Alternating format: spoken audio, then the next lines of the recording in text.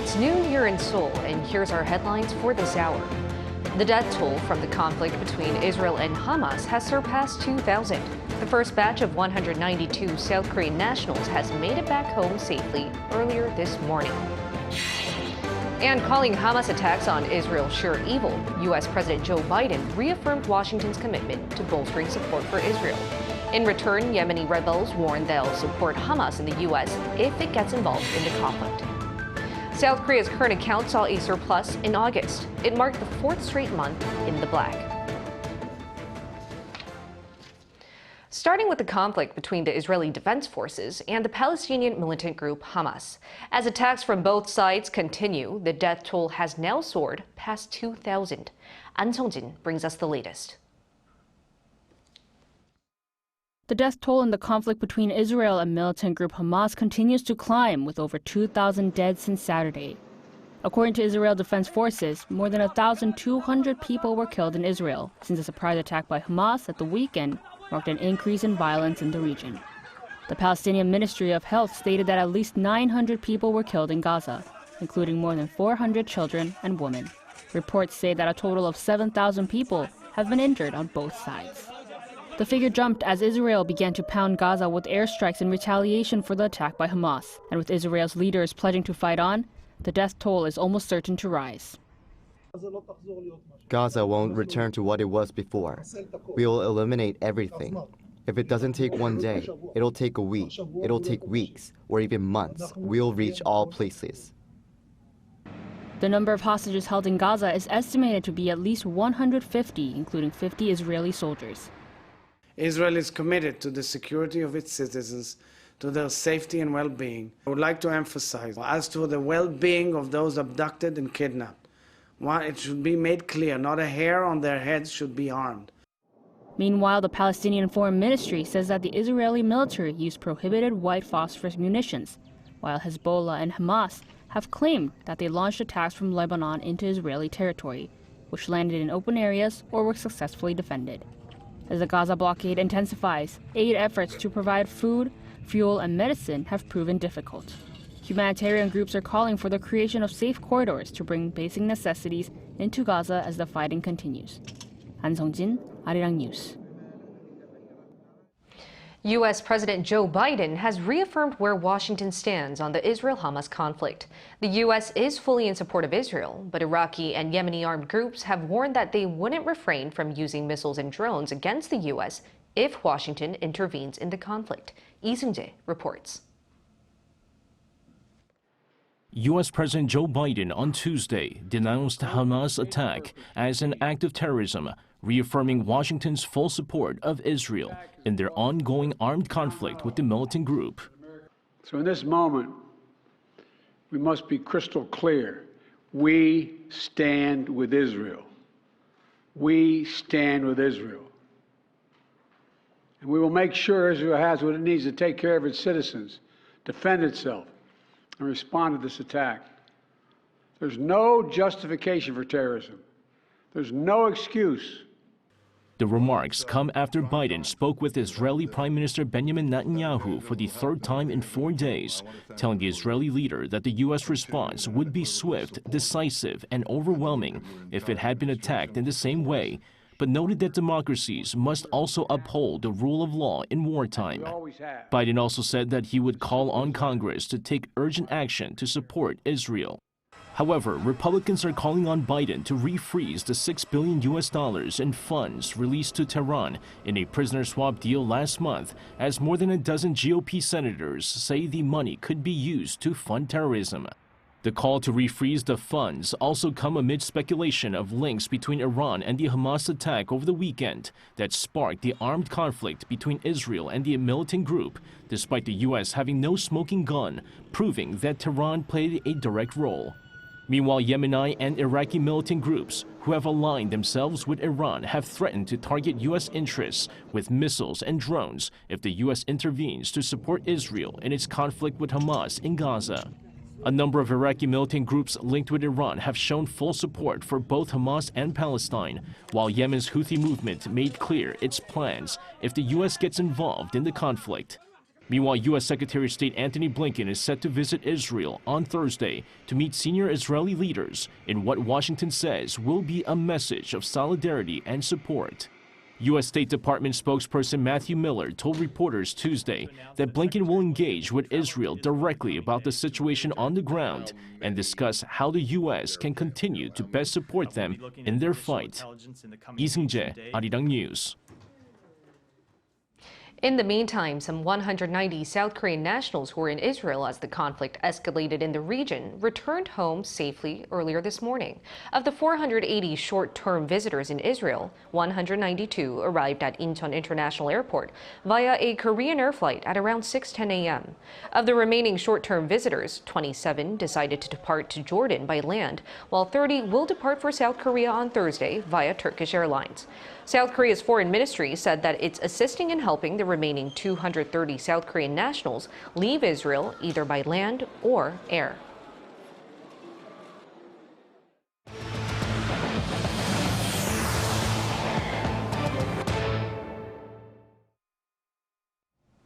In August, the current account for South Korea saw another surplus for the fourth consecutive month. Although the goods balance was in the black, exports and imports saw a decrease, with the situation expected to improve in the fourth quarter. Park Won-woo has more. South Korea's current account was in the black in August for the fourth straight month. Preliminary data by the Bank of Korea released on Wednesday shows a current account surplus of $4.81 billion in August, as imports dropped deeper than exports. The cumulative surplus from January to August was around $10.9 billion. Even though the figure was only about half compared to the same period last year, an official from the central bank said South Korea will be able to reach its target of $24.5 billion by the end of 2023. If we see an average of $4 billion of surplus each month from September to December, we will be able to reach the target for this year. We tentatively expect the surplus to be higher in September compared to August. He supported this outlook by citing expected decreases in overseas travel and better trade conditions in September, and added the situation will get better in the last quarter. By category, the goods balance saw a surplus for the fifth consecutive month, exceeding $5 billion, the highest since March last year. Exports in August were down 8.3% on year, continuing a trend that began 12 months ago. Although automobile exports increased over 28% on month, decreases in petroleum products and semiconductors led to a drop in the overall export volume. In terms of region, outbound shipments to the Middle East, the EU, and the United States rose on year, but dropped in a number of regions, including China. Imports decreased about 22% compared to last year, with an even greater drop for both volume and ratio as imports of raw materials, capital goods, and consumer goods all fell. The service balance was in the red again in August, with a $1.6 billion deficit, mainly due to a higher travel account deficit than last year after COVID-19 measures were eased. In August, the financial account balance exceeded $5.7 billion as Korean investment in overseas markets increased by over $3.4 billion. Park Won-woo, Arirang News. The Korea Development Institute published its monthly economic trends reports on Wednesday, which for October shows the Korean economy is seeing a gradual easing of its economic slowdown, although external uncertainties linger. Lee Eun-jin reports. As the U.S. continues its monetary tightening policies and the pressures of global inflation remain driven by rising oil prices, the strain on the South Korean economy persists. But the contraction in the country's exports is lessening, with the manufacturing industry seeing an accelerating trend in production and expectations of a moderation in the overall economic sluggishness. In August, production grew by 1.5%, which reversed the previous month's decline of a negative 1.5%. Growth was seen in industrial production as demand heightened for high-performance semiconductors, especially those used in AI servers, as well as in services production, including financial and insurance services. Financial transactions were also up as more people traveled overseas. And a rise in foreign tourists coming to Korea also marked a narrower decline in accommodation and food services. Consumer goods consumption remains slow, mainly due to an ongoing reduction in real income on the back of high prices and interest rates. In August, retail sales showed a further decline from a negative 1.7% the previous year to a negative 4.8%. This includes poor growth in terms of imported passenger cars as well as food and beverages. Meanwhile, the local housing market is seeing a recovery in demand, especially in the capital metropolitan area. But a significant reduction in housing permits and new construction projects remains, leaving concerns over the supply of housing in the future. The OECD recently revised the global economic outlook for 2023 to 3%, but expects 2.7% by 2024, below the average for the period between 2011 and 2019, which was at 3.5%. 이은진, Arirang News. The International Monetary Fund provided a relatively conservative outlook for the global economy next year. The organization said the global economy was still limping instead of sprinting and slashed its outlook for next year to 2.9%. South Korea's forecast also came down. Moon Hye-ryun explains in detail. The International Monetary Fund maintained its 2023 economic growth projection for South Korea, but made cuts for 2024. On Tuesday, it released its final World Economic Growth Report for the year and summarized upcoming economic conditions as stable but slow. It maintained its growth projection of 3% made in July for 2023, but made adjustments to 2024, lowering the overall world economic growth outlook by 0.1 of a percentage point to 2.9%. South Korea's economic outlook was given a similar forecast, maintaining the same growth projection of 1.4% for the rest of the year ahead, but had its growth forecast cut by 0.2 of a percentage point for 2024. The IMF's prediction for 2023 is the same as the Bank of Korea's made around a month ago. The Washington-based agency attributed the stable economic conditions for the rest of the year to eased COVID-19 restrictions, heightening consumer demand in the service sector such as tourism. As for the slow pace of growth, China's slower than expected rebound and the slump in the manufacturing sector was said to be contributing factors. Just last week, the World Bank downgraded its forecast for China's growth next year, with the world's second biggest economy predicted to expand at one of its lowest rates since the 1960s. The IMF also predicted that rising consumer prices are likely to stabilize due to continued high interest rates as well as a decline in global prices for raw materials. However, it said that there will be a gradual decline in target levels for inflation. Most countries are supposedly set to achieve target levels by 2025. Core inflation, the changing costs of goods and services, excluding volatile food and energy prices, was adjusted to slow at a more gradual pace this year. Some key economic tasks for governments going forward were said to be maintaining fiscal soundness through the expansion of stable sources of tax revenue. Structural reform and improvement of fiscal policies to enhance overall economic production were cited as mid to long-term goals. Moon Hye-ryun, Arirang News. Meanwhile, consumer prices are on the rise. In particular, prices of salt and sugar last month reached the highest in a year. According to Statistics Korea on Wednesday, the consumer price index for sugar in September saw an on-year increase of 16.9%. Salt prices also climbed up by 17.3% compared to the same period last year. That's mostly due to heavy rain affecting production and increased demand following the release of Fukushima wastewater. If prices of such raw ingredients continue to rise, manufactured goods may also see inflation. Samsung Electronics is projecting an improvement in its performance for the third quarter of this year. The South Korean tech giant on Wednesday reported estimated operating profits of 2.4 trillion Korean won, or around $1.8 billion, down almost 78% from a year earlier.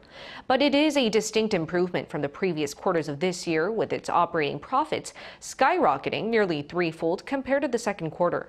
Estimated sales for the third quarter plunged by more than 12% on year, but they rose by over 11% from the previous quarter to around $50 billion. The company did not disclose the details of its key business sectors, but analysts expect that a loss by its semiconductor unit was offset by strong performance by its mobile and display divisions, thanks to its Galaxy Z Flip 5 and Fold 5 smartphone models.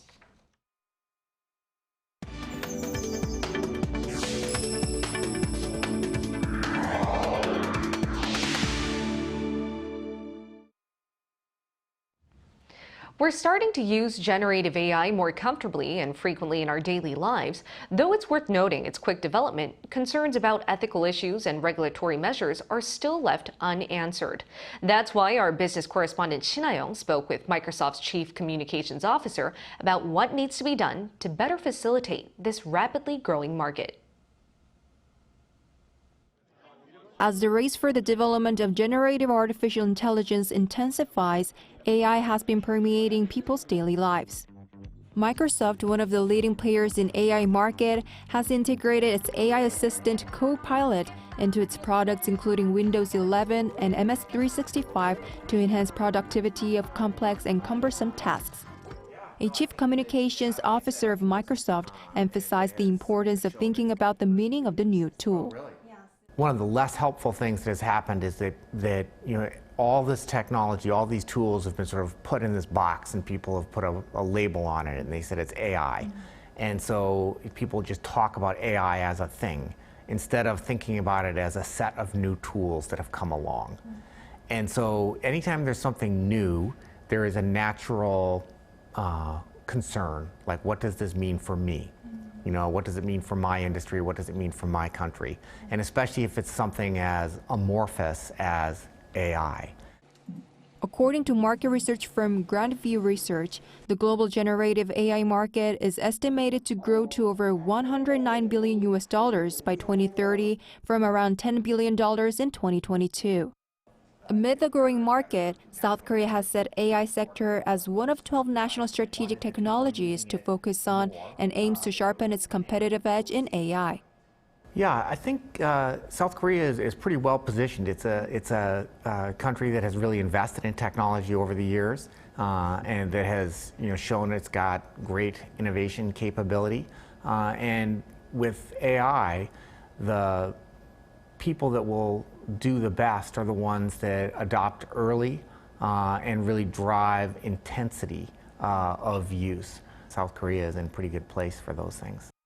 He pointed out education and healthcare sectors as promising industries where AI can be applied.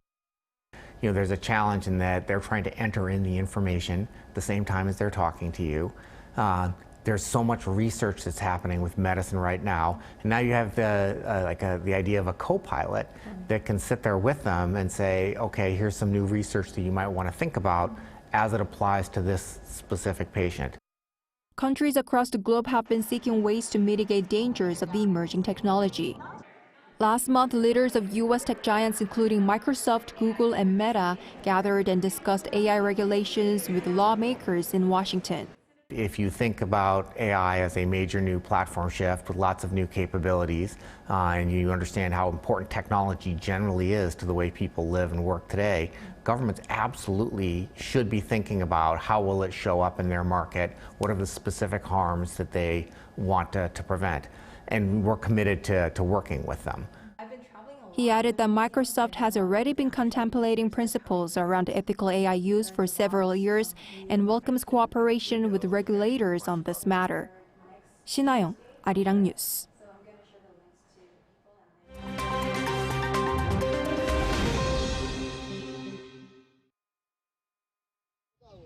Let's take a look at what's going on in the world now.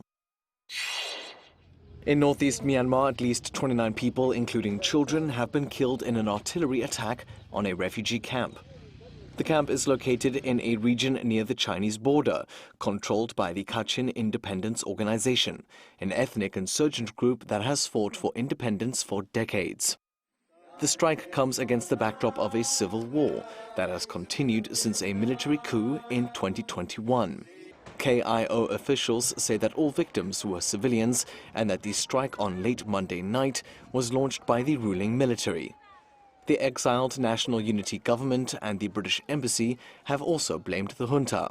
But the ruling military has denied the accusations and has blamed the deadly explosions on the rebel group's own munitions. Russia has failed in its bid to rejoin the United Nations Human Rights Council. A secret ballot held on Tuesday at the UN General Assembly in New York saw Bulgaria and Albania win the 2 seats in the ballot reserved for Eastern European countries for a 3-year term, starting on January 1st, 2024. Russia was trying to make a comeback after being booted from the Geneva-based body in April last year, following its invasion of Ukraine. Its failure to rejoin comes amid accusations that Moscow has committed widespread abuses, both in Ukraine and within its own borders. Russia got 83 votes, while Bulgaria and Albania got 160 and 123 votes, respectively. A 104-year-old woman from Chicago has died just a week after making a potentially record-breaking skydive. According to a close friend, Dorothy Hoffner was found dead on Monday local time at her senior living community. It's thought that she died in her sleep the previous evening. Hoffner's death comes just days after she jumped from a plane at 13,500 feet or 4,100 meters to complete a tandem skydive and possibly become the world's oldest person to do so. Her record is still awaiting certification from the Guinness World Records. The current record was set in May last year by Liana Ingegard Larsson of Sweden, who was 103 years old at the time. And finally, a new record has been set for the world's heaviest pumpkin. The record was broken on Monday at the 50th World Championship Pumpkin Weigh-Off in Half Moon Bay, California, by a pumpkin nicknamed Michael Jordan that weighs 1,246 kilograms. It smashed the previous best by 21 kilograms. The pumpkin was grown by Minnesota-based teacher Travis Ginger, who spent around $15,000 to feed and care for it, but now is walking away with $30,000 in winnings and a custom-made ring. Ginger named the pumpkin after famous basketball player Michael Jordan, as it's the year 2023, and Jordan's jersey number was 23. Matthew Ashley, Arirang News.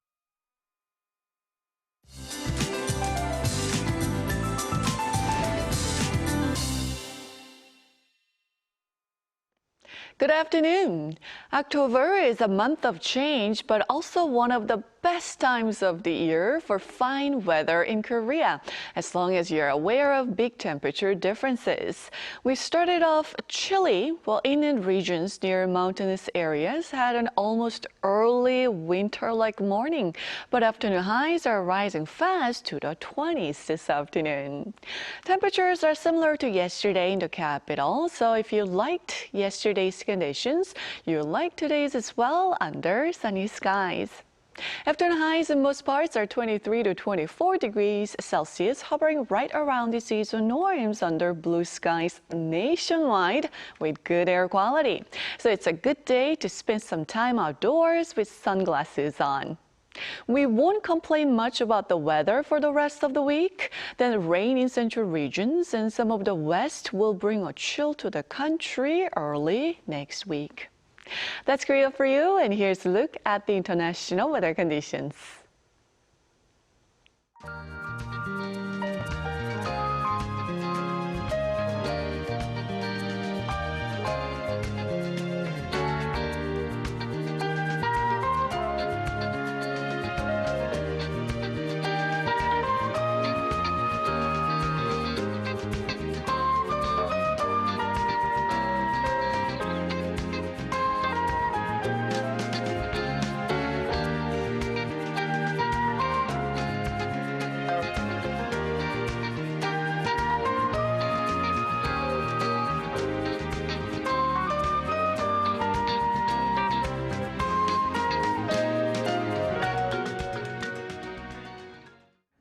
Before we end off, let me share my own pick of news this hour. Today, we're going to focus on the conflict in Gaza.